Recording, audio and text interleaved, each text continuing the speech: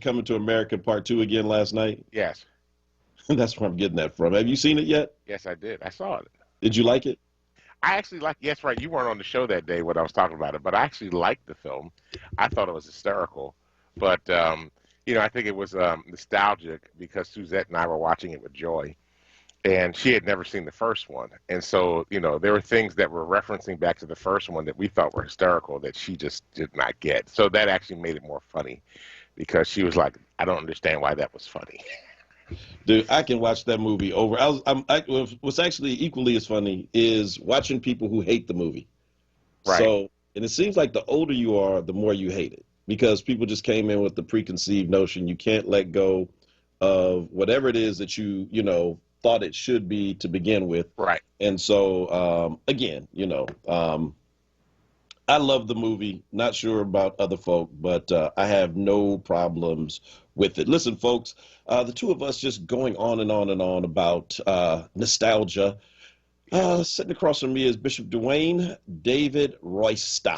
And sitting across from me is the Reverend Dr. Mark Kelly Tyler. And the glue that holds the power hour together is none other than Kawesa. Kawesa. Good morning. Good morning, Kawesa. How are you? Good. How are you? How was your ride in today? It wasn't bad. It's very windy. I don't know if those winds from down south are coming up here, but very, very windy. So, I mean, outside of that, not too bad. Not like frigid, cold type wind. It's just, yeah, like your car kind of shakes a little bit as you're driving. So I guess, yeah, maybe folks, be careful for that. But yeah, it's really, really windy. So I'm not really sure what's going on with that. And there's some debris on the road, so just kind of be careful as you're driving. You don't know if it's a plastic bag or if it's a tire. So, just be careful. I got you. Well, thank you for that, and appreciate your morning traffic and weather report. Actually, I saw that the whole country is windy today, so it's winds all over the place, and they're getting snow in the Rockies. So, well, you should move on a mountain then. Who should move on a mountain? You should not move on a mountain if you don't want snow in the Rockies. I mean, I'm sorry, I have family up there. It's like you could have moved to California. You were that close. Just keep it moving. Yes. Yeah. So, hey, listen, man, Bishop Reginald T. Jackson is going to be on. He is the presiding bishop of the 6th Episcopal District in the state of Georgia for the AME Church. He has been outspoken about voting rights there and was one of the persons who really helped drive historic turnout in the general and the special election. He is a native of Delaware by way of New Jersey. He really made his name in New Jersey as a pastor in the AME Church for years, fighting racial profiling in the state troopers. So you remember the big consent decree that happened with racial profiling? Yeah, state troopers there, absolutely. I remember that very That clearly. was him. Okay. Yeah. No, he was him and other clergy, but he was literally the point person for that effort. And so he's now in Georgia and was really the first to call on last week after those draconian, I was going to say proposals, but new laws in Georgia that people consider boycotting places like Delta Airlines, Coca-Cola, sporting events, and others. So we're going to get to hear from him directly. So do us a favor, hit the share button on Facebook Live and get this out. What's up, Gary? Calinthia Tawanda, that's right, we are AME. Rob Garland and Connie. Sheriff Bilal, the sheriff of Philadelphia County, is listening this morning. The sheriff of Nottingham. Ed Minner, who says it's the fastest hour in radio. Kathleen, what's up? Oh, there's First Lady Leslie on there, as well as Franny and Ed Lloyd, Kanisha, and others. Do us a big favor, like Bishop Peggy and others, and hit the share button. Bring others in this conversation. Now, today, boy, Kawesa, you almost need to queue up that you're about to lose your job. Somebody about to lose their job. Oh, Lord. Man, racism gets people fired quick. Well, there's all kinds of stuff going on right now. I mean, folk are just losing their mind. They really are. They really are. So which story are you have? Because I got a couple too this morning. All right. So we have, so first of all, in this modern era, we have learned a great deal about Zoom. Mm-hmm. Yesterday, in fact, our church did, Okay. our Yeah. theater arts program did an entire program on Zoom. You know what they didn't do on Zoom is get caught doing like a long 30-minute racist rant Yes. when it was Oh over. yeah. Oh yeah. So Asa Khalif, good morning. You'll love this story, Mr. Coalition of Black Lives. A teacher in Palmdale, now Palmdale, California. I know Palmdale. It's kind of the place folk move to get away from certain people out of LA. Mm-hmm. And so this particular teacher was talking to her 12-year-old student, sixth grader, black student, white teacher. And the parent of the teacher says this is the first time the teacher's even answered the phone in a year. Mm-hmm. Oh, she forgot to turn Zoom off. Mm-hmm. Went on a 30-minute rant about black people to her husband. Yes. And she said, I mean, these parents, that's what kind of piece of blank they are. No, Starts with blank an S. blank. Yeah. Yeah. Yeah. Oh, blank blank. Yeah. Yeah. She said, black. He's black. They're a black family. Your son has learned to lie to everybody and make excuses to be a child. Since you taught him to make excuses that nothing is his fault, this is what black people do, end quote. Now, I'm interested in what excuse she will have. Because, remember, diabetes made the last guy go off saying racist things. The other guy, he had sex addiction. So I wonder, what is she going to be off of her high blood pressure medicine? What do you think what do you think her excuse will be? I think she won't have an excuse. She quit. She was let go. She was suspended, and then she quit. So she won't have an excuse. She's probably a Trumper. Probably. Has there ever been a greater lock? Man, these moments are absolutely crazy. There's another story out there similar to this one where the police in Silver Spring, Maryland, are berating a 5-year-old boy who hit his teacher in elementary school. So he had a temper tantrum, hit his elementary school teacher. So the police, and there's several police, are busy berating the boy. They got the camera, right? And they told the boy that he should have got 9 beatings by now. All this other stuff. They're torturing and taunting him. The mother gets to the school. The police are still there. The police then begin to cajole the mother to beat the boy while they are standing there in front of them. Little 5-year-old black boy, right? These are white cops. And the mother refuses. Well, of course, she got the video. She started taking her own video, and then there's the video from the cameras, and now she's suing the police department on behalf of her child for trauma and abuse and all kinds of things that are going on with that. The school districts had to come out and see. This is part of this, and this is the school district my daughter is in. This is like, very personal. When you hear stories like this that are happening to our children in this particular school. It's right outside. It's right in Silver Spring, Maryland. So 5-year-old boy was berated by the cops, handcuffed by the cops. Because he had a temper tantrum in class. Hold on. They had handcuffs that would fit a 5-year-old? They got handcuffs they put on a 5-year-old. Yes. Handcuffs they put on a 5-year-old. Handcuffs they put on a 5-year-old. So, yeah. You got this scared straight for a 5-year-old who had a temper tantrum. Yes. Normally they give you like ice cream and just calm you down. No, they had a temper tantrum. They berated him for almost an hour, and when his mother got there, they wanted him to beat her, wanted her to beat him in front of them. She refused to do it. She was traumatized by the experience. Her son was traumatized by the experience. The school district is mortified. They're doing everything they can to backpedal on this circumstance. But see, this is the problem when you call cops on a 5-year-old. Why were the cops called on a 5-year-old? Well, I mean, so this is you're right. And so to your point, I mean, this brings up the whole issue of, law enforcement inside schools. And I get it. I mean, look, there's an entire debate out there, and a lot of the folk that we work with who are activists and organizers who believe that there should be no school police anymore, that all the police should be out of schools. And I understand that frustration is, in a moment, we're going to see something post in the Facebook chat. I know Joe Simmons is going to remind us, just get rid of all police, right? And so, that is certainly the knee-jerk reaction. And yet, at the same time, as a parent, I got to imagine, like a lot of parents, that you have the concern about sending your kids to schools where they're actually more likely to get shot and killed by another student than they are to go through what that 5-year-old went through. And so we're caught between this need to have our children protected, and at the same time, not having our children traumatized by cops who don't know the difference between a 5-year-old having a temper tantrum and, I don't know, like a hardened criminal or something. Right. I mean, but somebody from the school had to call the police. Right.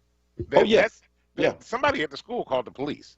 And this is my thing, that the school district's like, oh, we have alternative means of dealing with these situations and doing a proper discipline stuff. I'm like, who called the cops? That's what I want to know. I mean, somebody called the police. I mean, a 5-year-old? That's ridiculous. Well, so Sarah says that story came out last year in January. That actually happened back then. And yeah, Robert, we're on the other one. We actually talked about the Georgetown professors who got called out on, who kept talking on Zoom as well. I think we talked about that a week or two ago. But yeah, this is, I mean, it is what it is, right? And when you look at the entire school system, I mean, again, Asa put it on there, this is the school to prison pipeline. And so you have a lot of these students who are here that the teachers don't believe in. Obviously, if you got one being caught on Zoom in California, talking about a 12-year-old who's been taught to make excuses just because he's black. And now you don't have a job. Well, but here's the thing, right? The bigger problem behind this is that people will say to us that we're making this stuff up, that all of our teachers are great, all of our police are great, they treat everybody with fairness and kindness, and the reality is it's a lie. And so, then we have to be concerned about when we're sending our kids to school, is my child being treated disproportionately because of the color of their skin? Is my child struggling and not getting the help they want because somehow or another they think that my child's just making an excuse or just not working hard enough, or it's just, comes from a black family that just doesn't mean them any good, and this child's just out there on their own. All those things are actually directly impacting our children's ability to get education and be able to get ahead in the world. Right, and I agree with you. Listen, I mean, and so here's Joe. I see you, Joe. Your comment, not knee-jerk, Rev. Police have never served the black community that pays them. Get serious and creative, Rev and Bishop. Bro, nobody argues with you about, how you have arrived at where you are. But at the same time, listen, Michael Che, did you see Saturday Night Live this weekend, the weekend edition? I did not. The weekend update? I did not. All right. So Michael Che, it was a joke. He's the black anchor on Saturday Night Live. Mm-hmm. It was a joke, but there was a whole lot of truth to it, right? And they were talking, I don't even know how they arrived at the part. They're talking about guns and gun control. And Michael Che said, getting rid of guns. He said, man, I went out and bought guns last year when all these white kids were talking about getting rid of the police, right? Mm-hmm. I mean, it's funny, but it's not funny because while we talk about just abolishing the police, just get rid of police altogether, and I hear you, yes, okay, so the Nation of Islam, or the Mighty Men of Enon, or whatever men's group you're talking about in your particular city, look, you ain't got enough people, period.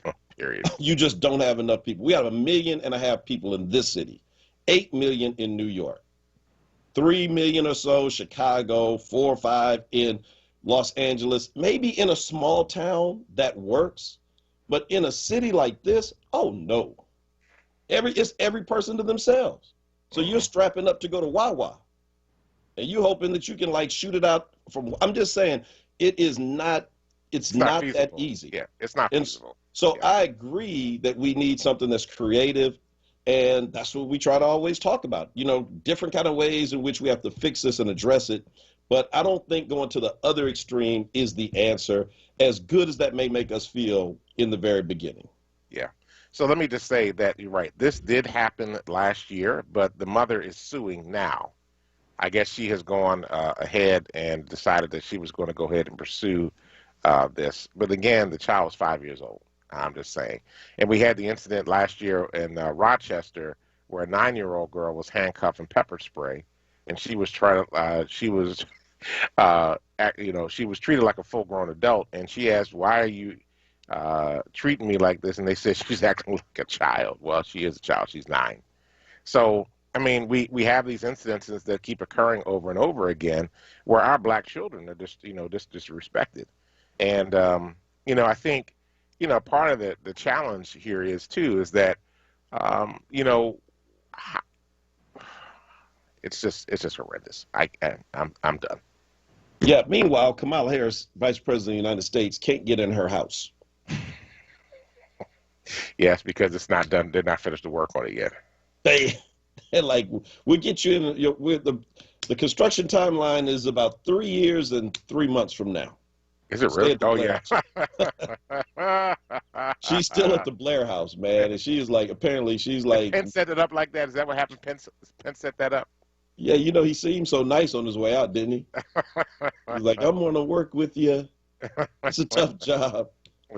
I'm like, they won't comment. That's the funniest part. Like, whatever it is, nobody's saying anything. Like, I mean, they're very tight-lipped about the entire thing, but it's not a good look. The first black woman can't get in her house.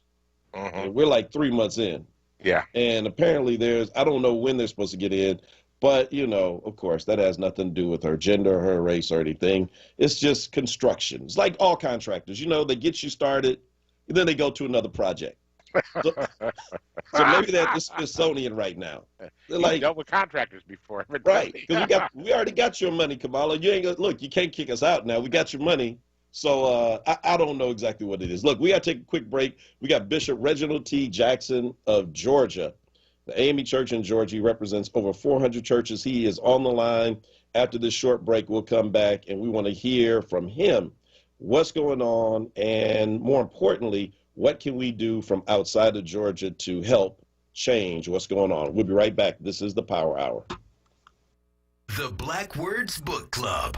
WURD Radio's new monthly conversation on books that explore the African American experience through social, economic, and environmental justice issues. Tune in the second Tuesday of every month on Evening Words with Nick Taliaferro, 4 p.m. till 7 p.m. For April, WURD Radio is partnering with the Free Library of Philadelphia and showcasing their pick for its annual citywide reading program, One Book, One Philadelphia, entitled The Tradition by Jericho Brown. Be sure to listen live, as Nick Taliaferro will hold a contest for a giveaway book bundle that consists of 4 titles from Kensington's Defina's Authors of Color's newest release. Don't miss it. Tuesday, April 13th on Evening Words with Nick Taliaferro. Attention for WURD members. Get your copy and receive a 20% discount when you purchase at Harriet's Bookstore or Hakeem's Bookstore. For more information on the Black Words Book Club, visit wordradio.com. The Black Words Book Club is sponsored by Defina. Defina is an imprint of Kensington Publishing Corporation, America's independent publisher, concentrating on authors of color. This Women's History Month, WURD Radio is proud to celebrate Black women innovators and trailblazers who have helped us all level up. Welcome to Black Artist Story 365.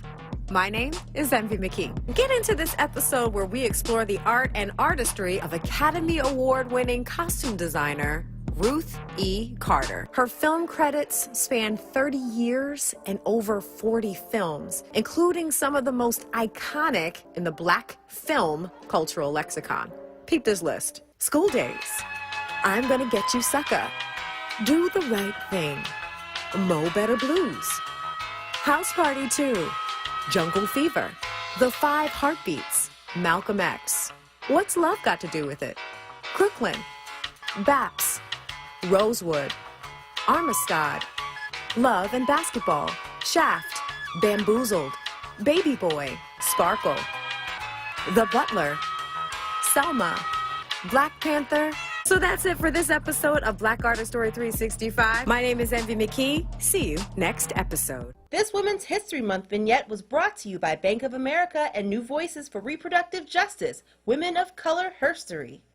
Don't miss the Dr. Emeka Show on its brand new day and time. Sundays from 4 p.m. till 5 p.m. beginning Sunday, April 4th. Dr. Emeka. Exclusively on WURD Radio. 96.1 FM and 900 AM WURD.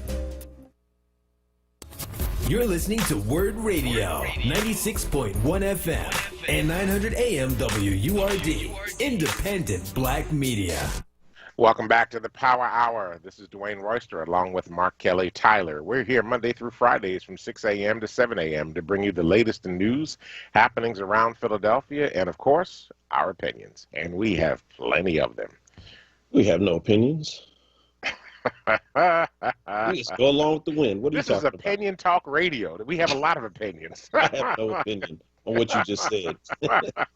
Oh, you have no opinion on what I just said? Okay, No, I got you. no opinion. No opinion. All right. So that will be the listen, only time in the show that we have no opinion. But exactly right. So we have joining us all the way from the great state of Georgia, down there in the red clay, and all of that, a bishop who is cut in the mold of Bishop Henry McNeil Turner, who was, if you know anything about like AME history and Black history, he was a very, very, very important person. And Bishop Jackson is really carrying that spirit alive. Bishop Jackson, good morning. Welcome to the Power Hour. Good morning. Good to be with you. Yeah. So Bishop, we've been you actually were in the New York Times a couple of different times and have been very outspoken about the new laws in Georgia. We've heard a lot of things about what you can and cannot do, but you're the first person who's there that we've actually had who's really up on this. Can you just kind of talk about how, if this stands, how this will change the landscape, given, what happened the last election? Yes, in fact, it will change the landscape a lot. What the legislation does, number one, it reduces the amount of days you have to file for an absentee ballot up to 11 days before the election. In addition to that, it requires that you have a driver's license or some ID, which affects about at least 200,000 Georgians, primarily senior citizens who do not have a driver's license. In addition to that, the ballot drop boxes, where before you could drop off your absentee ballot, well, now those ballot boxes are no longer going to be outside. They're going to be inside, and when that business closes, those drop boxes close. So if you get off work after 5 o'clock, you're just in bad shape because you cannot do it. In addition to that, it limits the number of drop boxes. Some counties, there will only be one drop box allowed in the entire county. In Fulton County, the largest county in the state, it will only allow for 5. And all of these directly impact primarily Black and brown people in the state's largest centers. And those are only snippet of the changes that it's going to impact in terms of Black and brown people voting in Georgia. So is it true, Bishop, that you can't, it'll be illegal to even give a person food or water if they're diabetic and they've been waiting in line? It gets hot in Georgia. I mean, really hot. And so is that true that you can't do that anymore either? Well, this is the most inhumane part of the legislation. For example, last June in the primary in Georgia, Blacks in the inner cities, Atlanta, for example, many people had to wait 4, 5, 6 hours or more to vote. Well, this new law says if they're in line, you can't bring them water, you can't bring them a snack. If you do, you're violating the law. And again, this is to discourage people from waiting in line to vote. This is not just voter suppression. This is absolute racism. It's an attempt to turn back the clock to the days of Jim Crow. Bishop Jackson, just curious, have there been penalties set aside for those that would do? I've actually been watching sort of the Black Facebook, Black Twitter feed. People have started to say things like, start raising my bail money now. I'm going to go down to Georgia during the election and give water and food and see what they do to me, to really call out what they deem to be racist policies being passed by the Georgia state legislature. So have they named what the type of penalty would be for doing those things? Yeah, matter of fact, you will be charged with a felony, and I'm not sure what the sentencing would be, but that's what it would be under this new law. Wow, a felony conviction. Well, so what you in for? Gave the old lady some water in a voting line. I gave him a bologna sandwich. So Bishop, listen. First of all, what you and others did to drive historic turnout. And I know as leader of the AME Church that this was not you had for you it was really voter turnout in general, and so you couldn't get in necessarily to which side, but you kind of expected with the way in which things went with Raphael Warnock and John Ossoff both winning that there would be some blowback. I don't know if anybody expected it would be this bad, and other states are going to try to follow suit. So it's important to set a tone that Georgia cannot do this. So what are the things that can actually happen? Who can we get to or touch to make them put pressure on Governor Kemp and others? Let me say this. This is really a national problem because there are more than 40 states which now have legislation in being considered that would really do in other states what's being done in Georgia. In fact, the state of Iowa passed a law before Georgia passed ours that would eventually end up doing the same thing. And so I think there's several things that need to be done and can be done. First of all, I think it is very, very unfortunate that many of our corporate leaders and corporations have remained silent on this legislation. For example, the president of Coca-Cola in June of last year stated that many of our companies can do better. We must stand in support of Black Lives Matter and other social issues. Companies like ours can do better. Well, Coca-Cola has been definitely silent on this matter.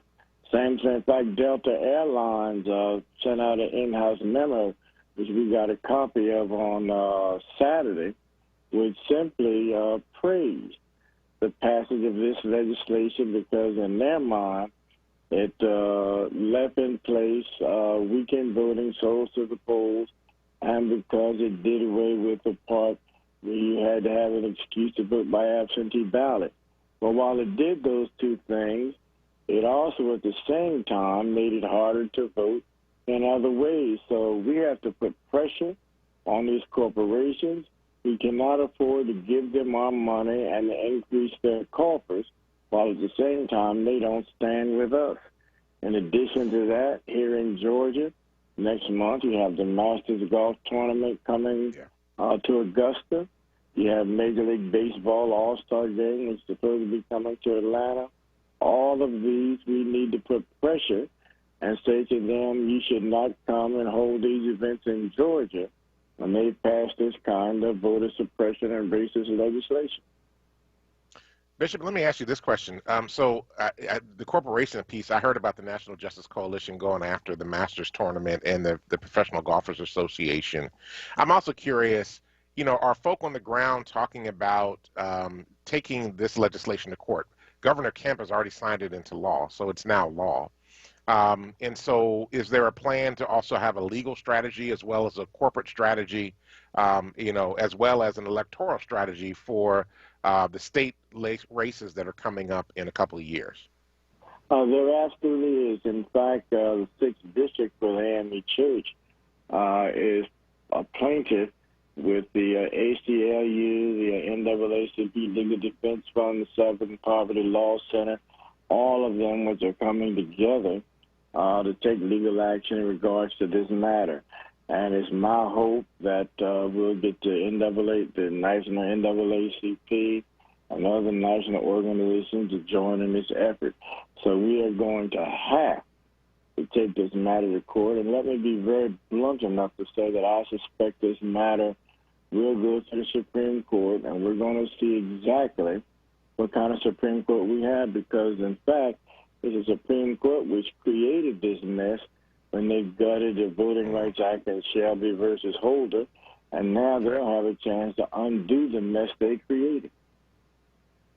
Yeah, Wow. absolutely. Well, yeah. Well, Bishop, listen, we really appreciate you joining us this morning. Anything you want to leave on our minds as it relates to this? And again, just whatever your thoughts are, because people are really, really tuning into Georgia now in a way that they hadn't before. Well, I think we need to understand that this is really putting our democracy at risk. And again, this is not just a Georgia problem. This is going to be a national problem. You have more than 40 states that are trying to pass this kind of legislation. And the most frustrating thing you to remember, all of this is based on a lie. When the former liar-in-chief said the only way he could lose would be if the election was rigged, all of this is based on this lie. There's been no evidence. Every court case has been thrown out here in Georgia. There were 3 recounts and an audit. There is no evidence at all that there was voter fraud. So all of this legislation is based on a lie, and we ought not reward a lie. You heard it, folks. That is Bishop Reginald T. Jackson, presiding bishop of the AME Church, over 400 congregations all throughout the state of Georgia, and he is absolutely on top of it. His folk did a tremendous job in voter turnout in the last general election and in the special election, and it appears that black folk are being punished for doing what we always said, being democratic. I don't know. Bishop, thanks for being here with us, and we'll have to get you back on. All right, I'll be happy to come back. Thank you, sir. I mean, I think honestly, I was talking to Suzette about this yesterday, and I'm like, yeah, I said, there's elections coming up. I mean, the first test of this is going to be there are municipal elections that will occur in November in Georgia, in Atlanta. The mayor and the city council are up for election, and then there's a runoff that will occur just a few days after that. A runoff election that will occur a few days after that. And I think folk are planning on showing up down in Georgia, right? Georgia's the new battleground for the civil rights movement when it comes to voting rights, this piece of voting rights legislation. Although I need to say that the legislation in Georgia is also on the table here in Pennsylvania. It is the challenge. The difference we have in Pennsylvania is that Governor Wolf will veto, and there are not enough votes to overturn a veto. But this legislation is coming from an organization called ALEC, the American Legislative Exchange Commission, that was funded by the Koch brothers, right? And they have put billions of dollars on the table to basically pump out model legislation for conservative lawmakers at the state level around the country to use. This is why 40 states have similar laws that they're trying to get passed right now across the country. It's the same law, and it comes out of one place called ALEC, A-L-E-C. You can look it up, American Legislative Exchange Commission, and they are attempting to basically take the country to a conservative right by using state legislatures to be able to, because we have a thing called states' rights in this country, to be able to take control of states at the state level and be able to control a lot and basically make laws more palatable for corporations, for businesses, and for conservative leaders. And so this is where all this is coming from. So Georgia is just the tip of the iceberg. We will have to fight these laws in many different places as well. Well, absolutely. And, it's interesting. Like he said, it is all based on a lie. So the idea that there was mass voter fraud in Atlanta, in Detroit, in Philadelphia, we know what that is. That's a dog whistle. And it's not even, actually, a dog whistle is one that nobody can hear but dogs. This is like a fire whistle. It's like, these majority black cities where, it's where there's shared power around who actually counts the votes and things of that nature. They must be cheating because that's what they do. So it's not even like you don't have any evidence. I mean, my God, your own, Brian Kemp is your guy. The guy who's over the elections, Brad Raffensperger. Yeah. He voted for you. He campaigned for you. Do you think he's going to try to cheat you? And so now Sidney Powell, the attorney who was out here spinning all these wild stories in Donald Trump's defense, now that she's being sued, by people who are like tired of her, like, you know, defaming their businesses. Her defense is any reasonable person would have known that I wasn't telling the truth. Wow. That a reasonable person would have known that this didn't make sense and it couldn't possibly be true. Wow. This is literally her legal defense right now. So she admits that she's a liar. Oh, well, she wouldn't put it that way. She would just say, I was spinning big tales. She was conjuring tales. So she's a liar and a conjurer. I mean, think about that. Like literally, right? So it's so indefensible that now when you get sued about what you said by these big companies, especially the ones who made the voting machines who are not having it, they're going after these people because they said, you're messing our money up. And that we're not going to be able to get contracts because people are not going to trust our voting machines based on what you said. They're like, whoa. I didn't really mean that. Did you think I meant that? This was more like, I don't know, talk. It's like reality show. It's like the Jerry Springer show. You don't really believe that stuff. It's entertainment. Oh, wow. Well, you know, Dominion Voting Systems is suing Fox News for They're suing everybody. Penny, they're suing. Still have these major corporations who cut off funding temporarily to House representatives, U.S. House representatives and senators who are a part of the, you know, we're not going to vote to basically certify the election. Mm-hmm.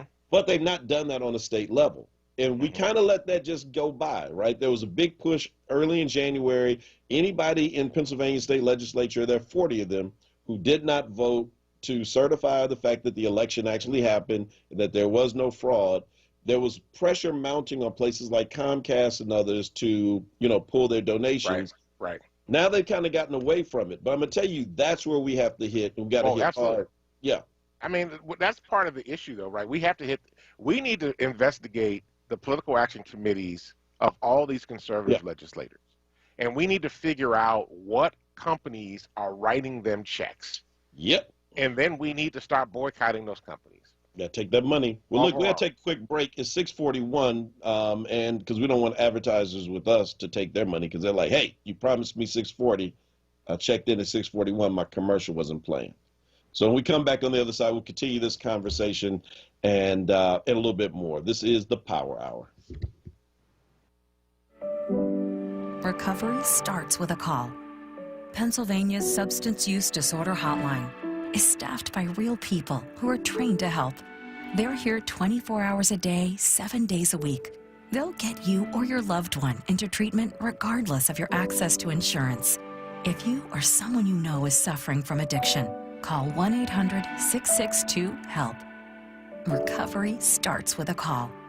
Paid for with Pennsylvania taxpayer dollars. Situated in the gorgeous hills of western Massachusetts, Miss Hall's is a boarding school for today, where girls in grades 9 through 12 live alongside a diverse community of new friends from around the world, where learning is immersive and students are supported by friends and mentors 24/7, where they hold all the leadership positions, where they develop autonomy and determine their own path. Your daughter will never feel more supported or more energized than she will at Miss Hall's. As soon as I walked in the door, it was just this instant. I just felt like home. Learn how affordable Miss Hall's is at misshalls.org/WURD.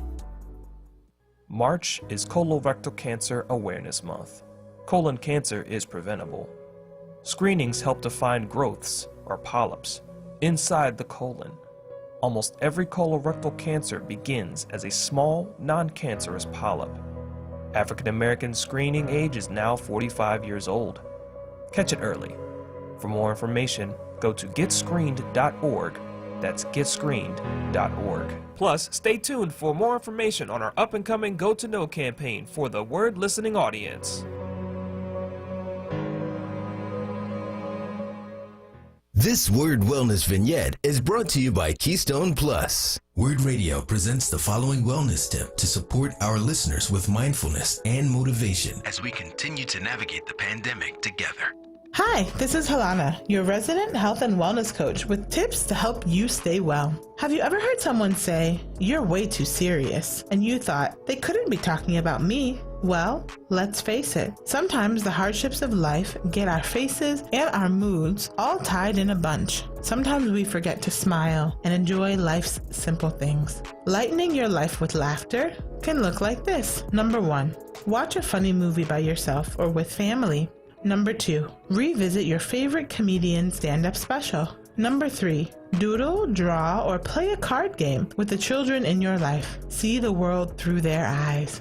We sometimes think in order to laugh, we have to do specific things. Yet, we can choose to find joy all around us every day. Go ahead and try it today. Stay well with WURD. Happy living. Stay well with WURD. Connect with us at wordradio.com. This WURD Wellness vignette was brought to you by Keystone Plus. Now, a traffic update on WURD Radio. Good morning. This report's sponsored by Dairy Queen's. Volume picks up here in Philadelphia. Southbound 95 Cotton through Bridge, jamming up. Then again, delays Betsy Ross through Girard. Northbound looks good. Westbound volumes slowing 8th out through Broad. Again, Parkway through the Schuylkill Expressway. Schuylkill itself both ways. Not too bad still this morning. The Boulevard Route 1 southbound. Volume picks up a bit broad down to Fox through construction. 55 northbound Deptford into 42. Getting a little busy there. 295 northbound. Delays building north of 47 and the 42. Right lane block there with that ongoing emergency construction. Hey, DQ fans, the DQ Chicken and Biscuits basket is ready to celebrate your mini wins with mini biscuits, not to mention the 100% all-white meat chicken strips. Let's celebrate only at your DQ. Happy, tastes good. For more traffic information, log on to sigalert.com. Jim Bachman with your Philadelphia area traffic. Now, a WURD weather update. Here's NBC 10 First Alert meteorologist Bill Henley. Chilly, gusty winds blowing in the wake of the storms from last night, but skies are clearing and we'll see lots of sunshine and warm to around 50 degrees at lunchtime and a high of 56 this afternoon. Winds die down tonight, down to 36 to start with Tuesday morning, but a bright, sunny, and nice day with a high of 66 degrees. Clouds are back Tuesday night with showers developing Wednesday afternoon and a chance of thunderstorms too, a high of 66 for Wednesday. I'm NBC 10 First Alert meteorologist Bill Henley.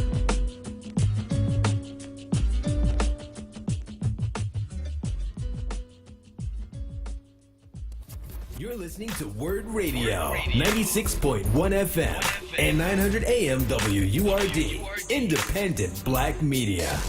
Welcome back to the Power Hour with Mark Kelly Tyler and Dwayne Royster. Hey, WURD family. WURD Radio celebrates Women's History Month with the 2021 Level Up Contest.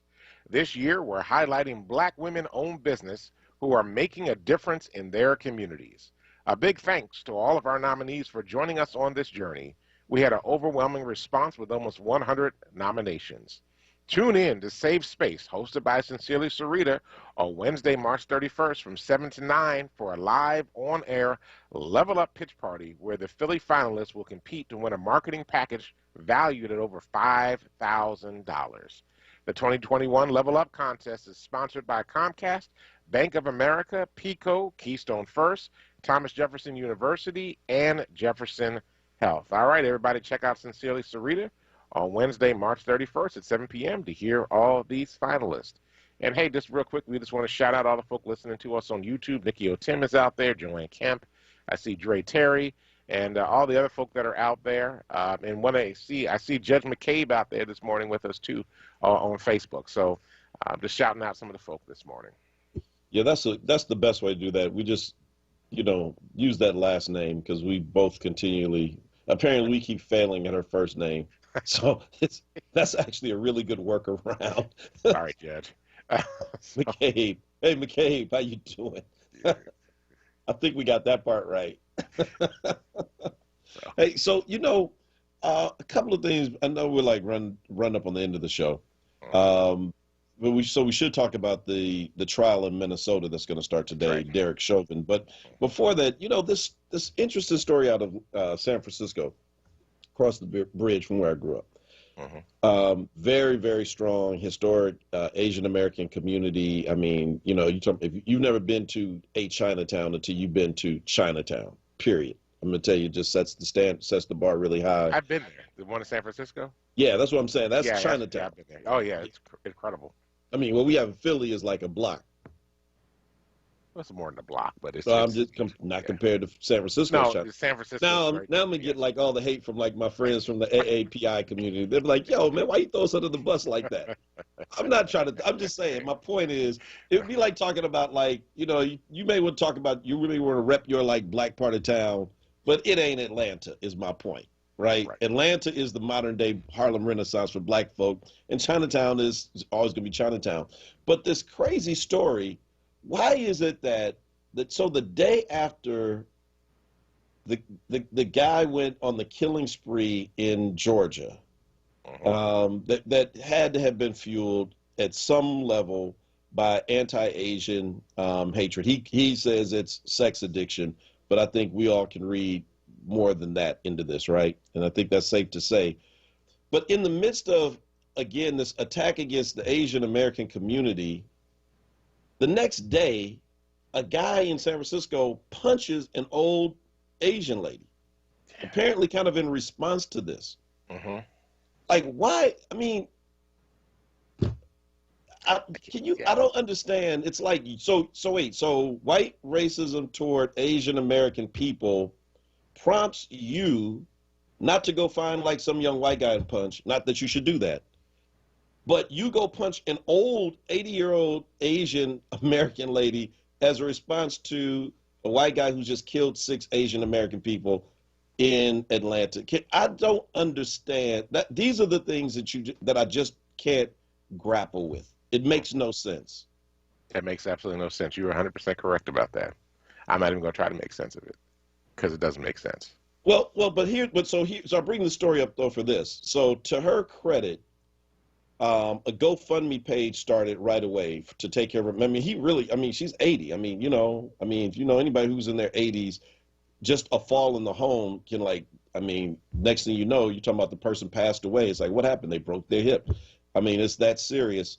So they raised almost $1 million. The GoFundMe hit over 900,000. This lady donated all of it. Oh wow! To use for anti-racism work in San Francisco. That's wonderful. I mean, it's unfortunate that experience happened to her, but at the same time, to be able to take it and flip it and do something really positive was really powerful. So thank you for that. Yeah, but I just it's like you just burned down the black church. So what's your response? Go punch a black person. It's like that's the problem with white supremacy, right? I think you kind of missed the point in what just happened here yesterday. I don't know. So meanwhile, we're not finished.